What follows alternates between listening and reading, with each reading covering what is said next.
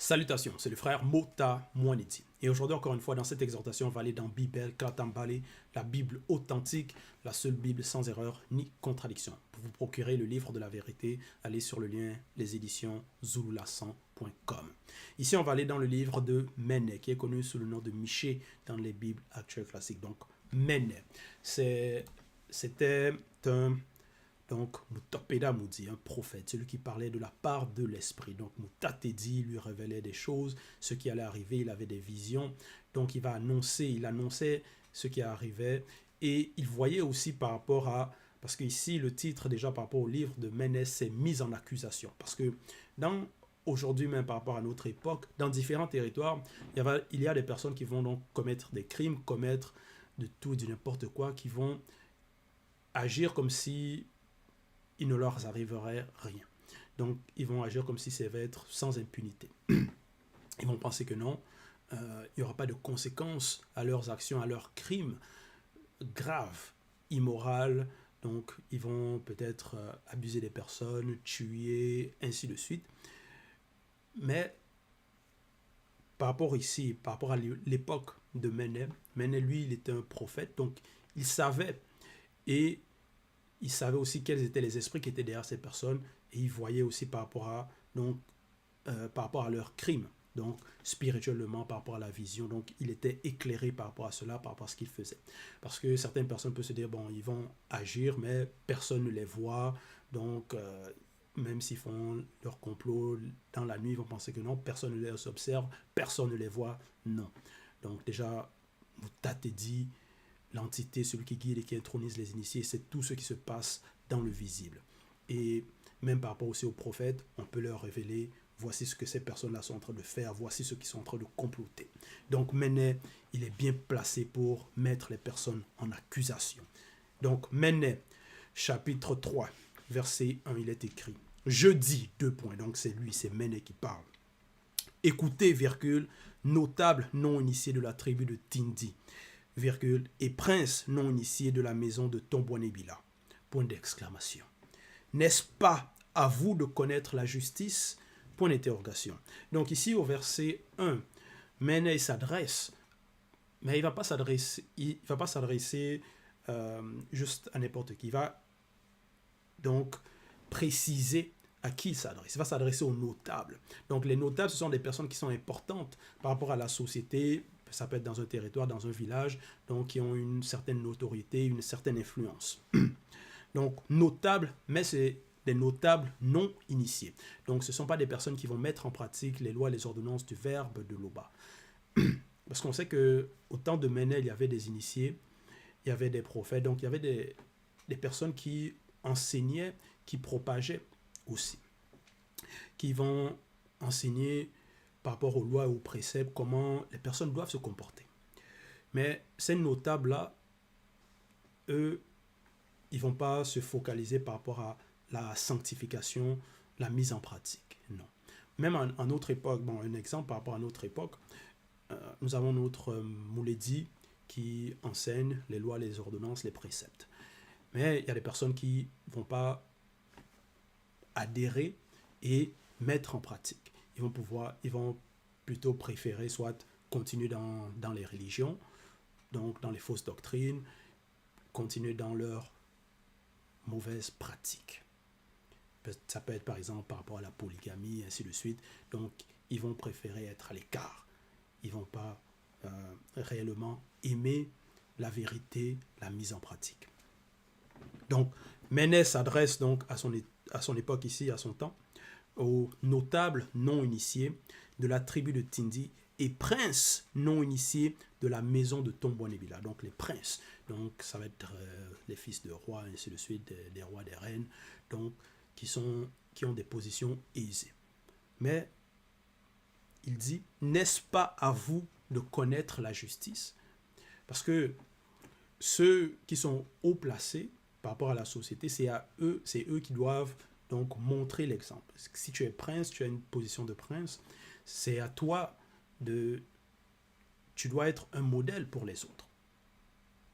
Tu dois donc aimer par rapport à la sanctification, aimer ton prochain selon le verbe. donc vouloir peut-être par rapport à dans le territoire qui est la paix, qu'il n'y ait pas d'injustice, qu'il n'y ait pas des portes d'entrée. Donc pour cela, ils doivent connaître la justice, le bien.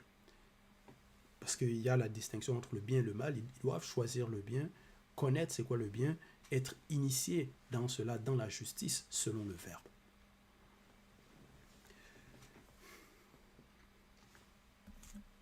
Mais ici, ce sont des princes non initiés. Donc, ils vont néanmoins jouir de leur position de prince, donc, mais ils ne vont pas suivre par rapport à la voie de la spiritualité.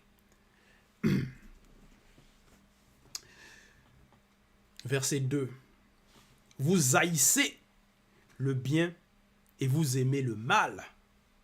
Point virgule. Vous trompez les plus faibles. Point. Donc, Ménée les met en accusation. On révèle comment ils sont, leur comportement, leur mauvaise nature. Il expose cela. Vous haïssez le bien. Donc, parce que ce sont des personnes qui étaient censées être comme des guides. Donc, par rapport à des exemples qui doivent, si tu es notable, tu es quelqu'un d'important, tu as peut-être de l'influence, mais utilise cette influence, cette position pour le bien.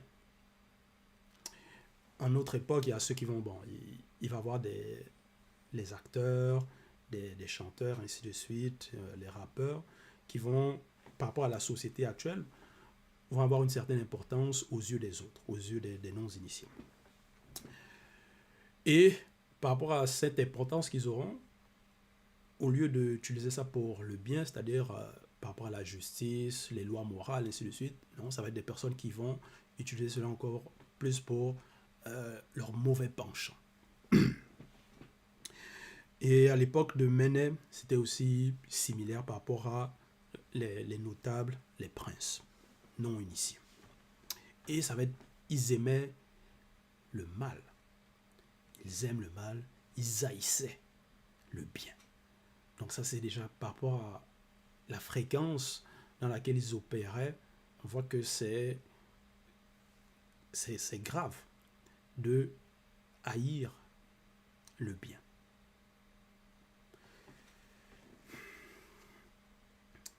Et il dit, donc au verset 2, vous trompez les plus faibles. Donc ceux qui peut-être qui n'ont pas les mêmes positions qu'eux, ils vont les tromper, ils vont les induire en erreur.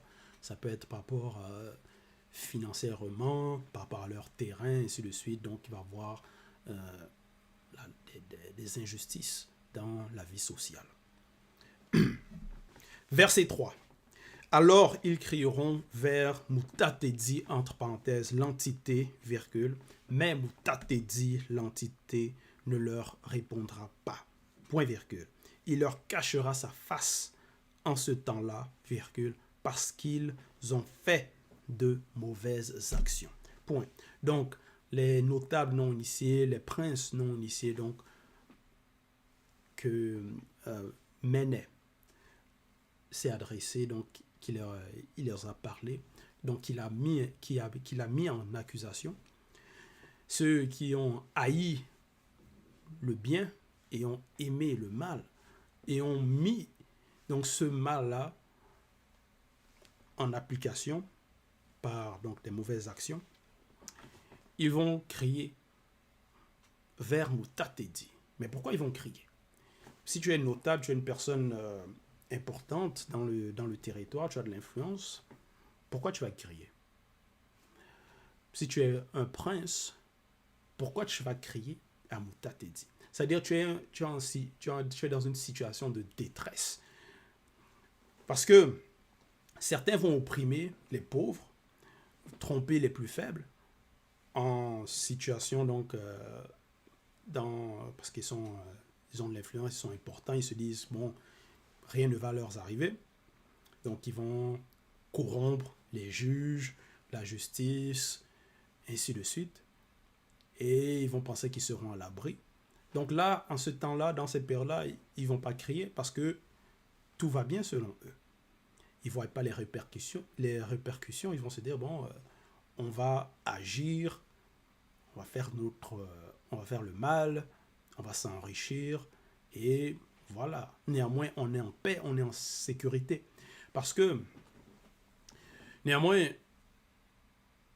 Moutat te dit, néanmoins, parce qu'il y a une période, il y a un temps. Certains vont commettre des actions. Néanmoins, il y a... C'est comme... Il y a un niveau, il y a une limite. Où, s'il y a une limite qui est atteinte, là maintenant, le châtiment arrive. Mais eux, quand ils sont en train de commettre cela, ils ne voient pas que le châtiment arrive. Ils pensent plutôt qu'ils sont en sécurité, que tout va bien. Donc, ils ne voient pas qu'ils sont en train de commettre le mal, mais qu'il y a un mal qui leur attend. Donc, ils n'ont pas la vision. Ils ne sont pas éclairés. Ils sont dans la confusion. Donc, ils se plaisent là-dedans, dans le mal. C'est pour ça, ils ne vont pas d'abord, quand ils vont faire cela, ils ne vont pas crier, nécessairement demander, ils ne vont pas sentir que quelque chose va leur arriver. Donc, ils vont commettre des choses, des abominations, ils ne crieront pas. Maintenant, il va arriver une période où ils vont crier. C'est pour ça, au verset 3, il dit « Alors, ils crieront ». Donc, ça, c'est le futur. Il annonce le futur ici, Méné. Parce que au verset 1, il leur dit « Écoutez », de l'écouter. C'est à vous n'est-ce pas à vous de connaître la justice? Et il dit « Vous trompez les plus faibles ». Donc, il leur a dit, verset 3, « Alors ils crieront », donc il annonce, « Alors ils crieront vers Moutateti ».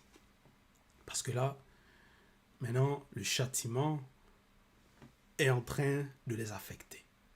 Donc là, ils n'ont plus, même par rapport à Ouassé, il y a une période où il y avait la protection. Maintenant, quand la protection est retirée, c'est par rapport au péché que les personnes ont commis, qui ont été accumulés. Donc la protection est retirée. Et là, maintenant, les ennemis rentrent, frappent. Maintenant, quand l'ennemi va rentrer et frapper, parce que ça avait déjà été annoncé, à cause des fautes, à cause des crimes, à cause des mauvaises actions, maintenant là, certains ici, par rapport à Méné, ces notables, ces princes non initiés vont crier, mais Moutatedi, l'entité, ne leur répondra pas. Il leur cachera sa face en ce temps-là, parce qu'ils doivent subir ce qui leur arrive. Ils doivent subir, donc c'est la punition. C'est le châtiment. Verset 4. Ainsi parle Moutatedi, l'entité, sur les faux prophètes qui égarent les non-initiés du peuple. Point. Donc maintenant, c'est par rapport aux faux prophètes qui égarent. À notre époque, il y en a plein comme ça qui vont se lever, qui vont se dire prophètes, qui vont se donner, s'auto-proclamer, qui vont parler, qui vont dire que non, qui vont même oser prophétiser que non, il va arriver ceci, qu'il y aura la paix, cette équipe-ci va gagner. Donc, des faux prophètes ça va être les sensations. Ainsi parle Moutatedi, l'entité, sur les faux prophètes qui égarent les non-initiés du peuple. Point. Donc, il y en a qui vont égarer, ça va être des manipulateurs. Donc, ils vont égarer les faibles. Verset 5. À cause de cela, virgule. À cause de quoi? Parce qu'ils égarent les non-initiés du peuple. Parce que ce sont des faux prophètes, ce sont des manipulateurs, ce sont des personnes donc, qui vont raconter de n'importe quoi. Ça va être des personnes qui ne seront pas mandatées. À cause de cela, virgule, vous aurez la nuit. 3 points. Et plus de vision. Vous aurez les ténèbres. 3 points. Et plus d'oracles. Point d'exclamation. Le jour s'obscurcira sur eux. Point. le jour s'obscurcira sur eux.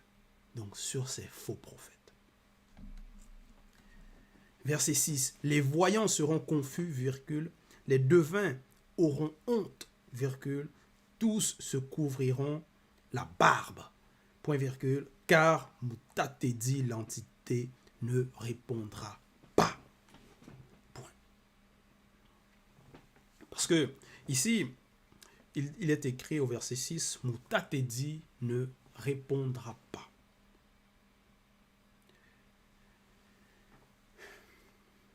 Et même aussi, bon, répondra, c'est par rapport au futur. Donc, il annonce.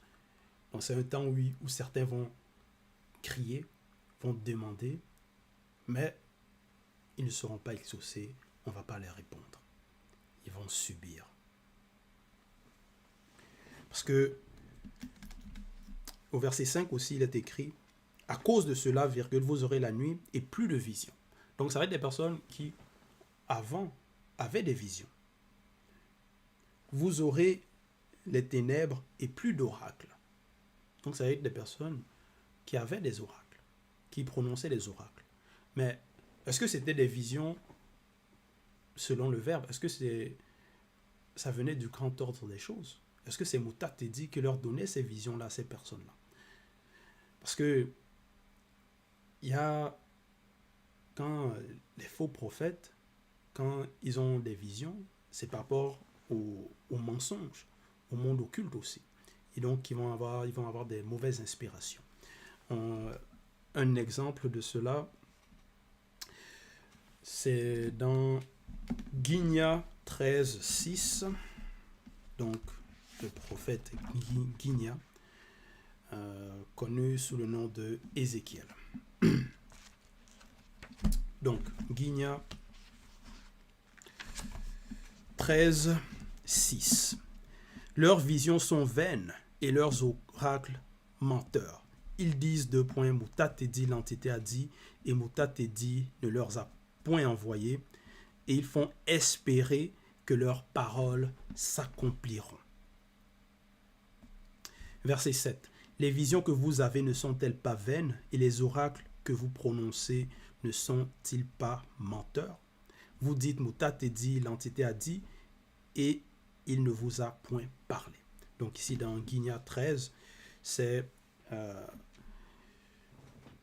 donc par rapport à des faux prophètes qui vont parler, qui vont dire que non, Mutatedi leur a dit des choses, a annoncé, ils vont parler de cela, dire cela aux personnes, alors que ils n'ont pas été mandatés, ils n'ont pas été établis par Mutatedi, mais ce sont des faux prophètes.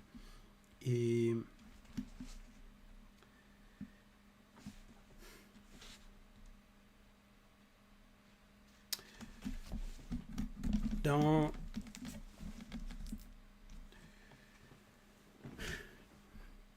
maintenant, on retourne dans Ménet. Les voyants seront confus, les devins auront honte, tous se couvriront la barbe, car Mutatedi ne leur répondra pas. Et aussi, un autre verset par rapport donc à ces faux prophètes, d'où est-ce qu'ils vont recevoir ces visions, ces fausses visions.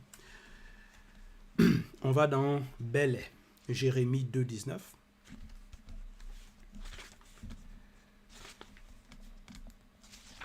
Il est écrit: dans quelques prophètes corrompus du peuple, virgule, j'avais vu de la folie, point virgule, ils prophétisaient par les déchus, point virgule, ils égaraient encore plus les non-initiés du peuple. Point. Donc voilà.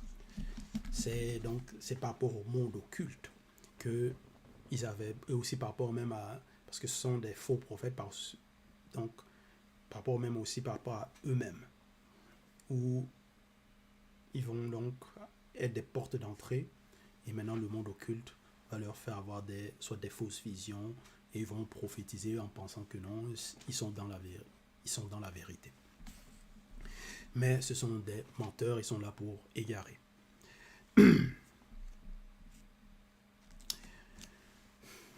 Et au verset, donc dans Ménet 3, 6, donc ces personnes-là, ces faux prophètes, ils vont être dans la confusion. Ils vont être dans la honte à cause de ce qui va leur arriver. Verset 7, il est écrit, mais moi, virgule, donc ici c'est Ménet, donc celui qui est dans la vérité, le prophète, un vrai. Mais moi, virgule, je suis rempli de force, virgule, de Mundi Moussangi, entre parenthèses, Saint-Esprit de Loba, virgule, je suis rempli de justice et de vigueur, virgule, pour faire connaître aux non-initiés issus de la tribu de Tindi le crime de leurs œuvres, virgule, et à ceux de Tombouanibila leur péché. Point. Parce que c'est ça, un véritable prophète, un Mutapeda Mundi. Il est rempli du Mundi Moussangi. Il est rempli de justice. Donc il ne va pas mentir. Il ne va pas faire le mal. Il ne va pas haïr le bien. Comme ces notables non initiés, comme ces princes non initiés. Donc voilà pourquoi il y a la différence. Voilà pourquoi il dit, mais moi, je suis rempli de force. Donc il a la force. Il a la vigueur. Je suis rempli de force de Mundi Moussangi de Loba. Je suis rempli de justice et de vigueur pour faire connaître aux non-initiés issus de la tribu de Tindi le crime de leurs œuvres.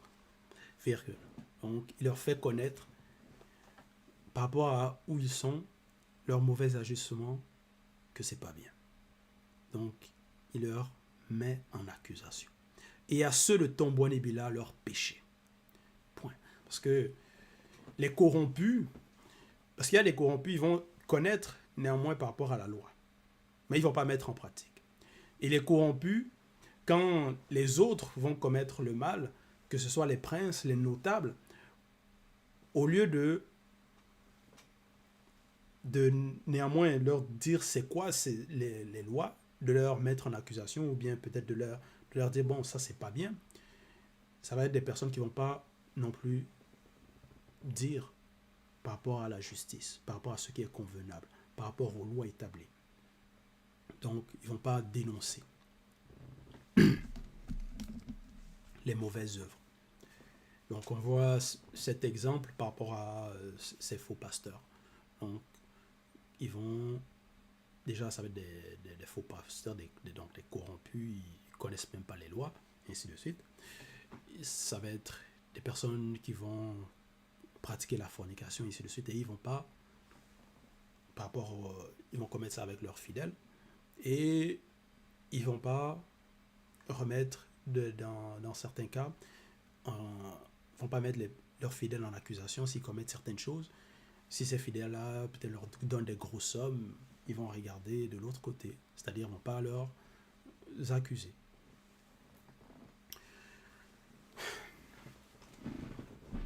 Donc, au verset 8, dans la suite, Ménet. Donc, Ménet n'a pas... C'est pas parce que tu es notable, que tu es un prince, qu'il ne va pas te mettre en accusation.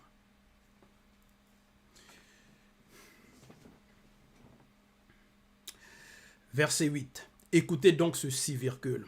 Notable non initié de la maison de Tindi, virgule, et prince non initié de la maison de Tombouanibila, virgule, vous qui avez en horreur la justice, virgule, et qui pervertissez tout ce qui est droit. Point. Donc, il leur dit, écoutez donc ceci. Notable non initié. Prince, eux qui ont en horreur la justice. En horreur la justice. Ce qui est bien, ce qui est droit, ça les dérange, ça les perturbe. Parce que ce sont des personnes fausses. Ce sont des personnes qui vont aimer par rapport à leur position, se faire voir, leur richesse, ainsi de suite. Mais quand c'est par rapport à la justice, prôner ce qui est équitable, faire droit à l'innocent, c'est pas ça qui leur intéresse. Eux, ils vont plutôt pervertir tout ce qui est droit.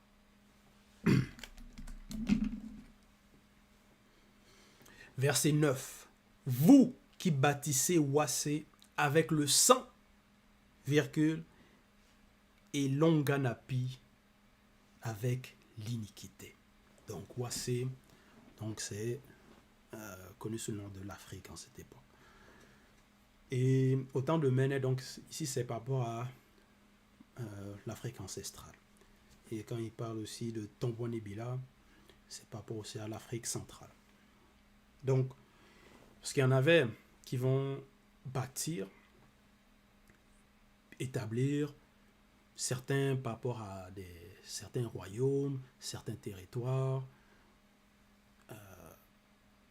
Ça va être par l'injustice, parce qu'ils vont faire la guerre à leurs frères de race pour leurs terres. Donc, ils vont se faire la guerre les uns des autres. Donc, par le sang, ils vont bâtir. Ils vont avoir de certaines notoriétés ou certaines positions. Donc, par le sang, par l'iniquité.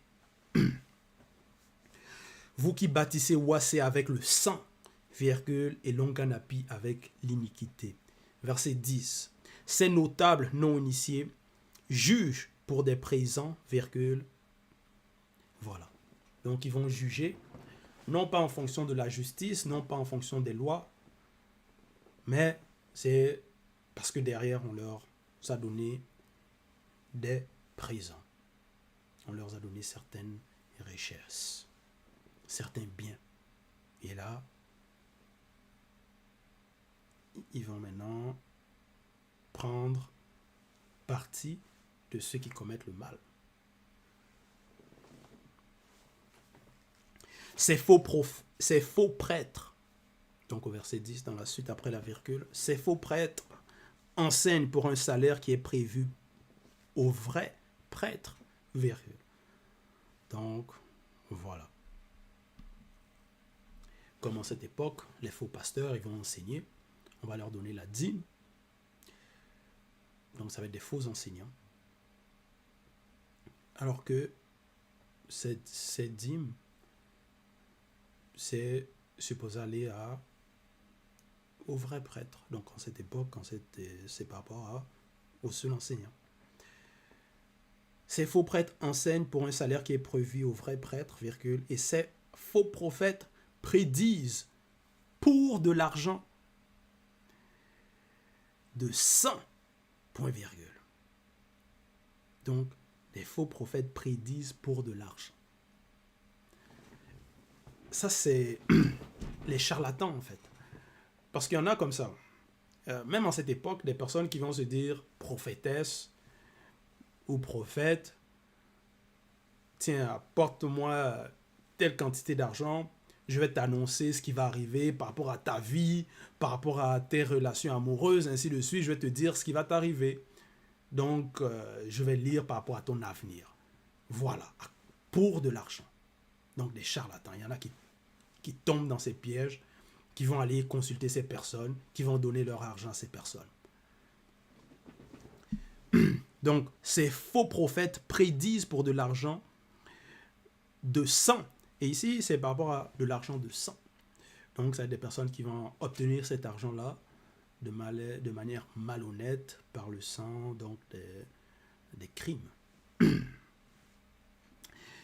Et ils osent s'appuyer sur le verbe de Loba, virgule, ils disent, 2 points, le verbe de Loba n'est-il pas au milieu de nous?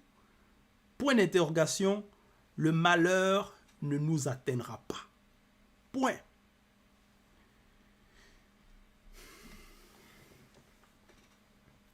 Parce que, encore une fois, Méné ici,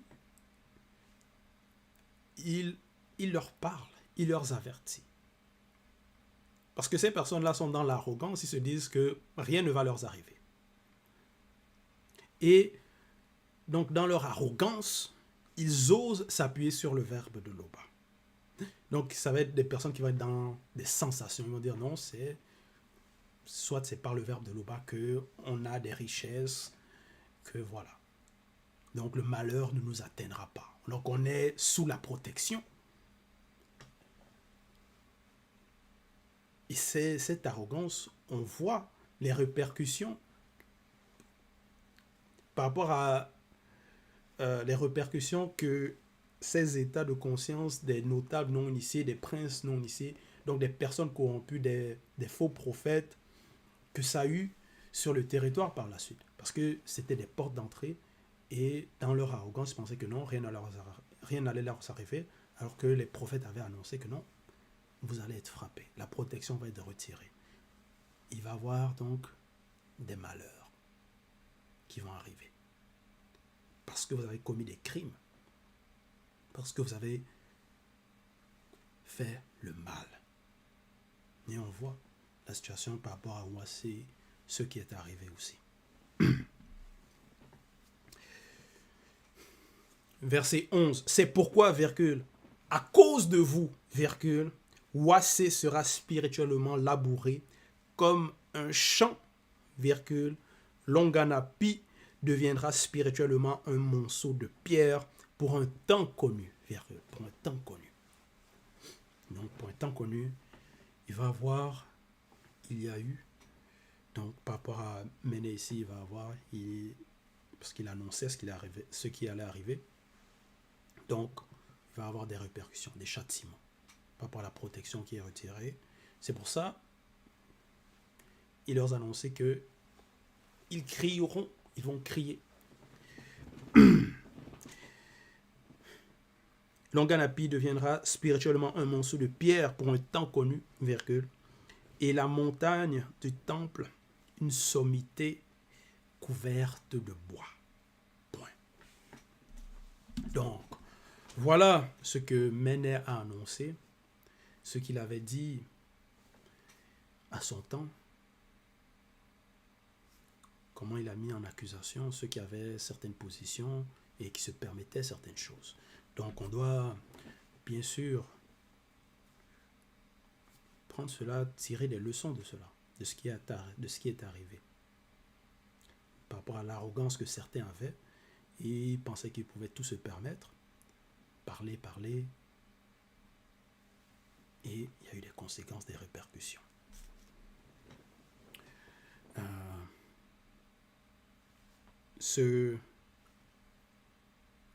Donc, par rapport à ceux qui ont des positions élevées, que ce soit même par rapport à une certaine influence dans la société, par rapport au regard des autres, tout, ces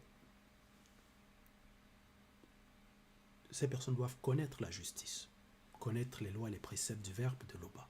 Donc, il faut écouter les prophètes. À notre époque, il faut écouter le seul enseignant Zululassan, mettre en pratique, aimer le bien, aimer son prochain selon le verbe. Donc ne pas demeurer dans l'état de non-initié.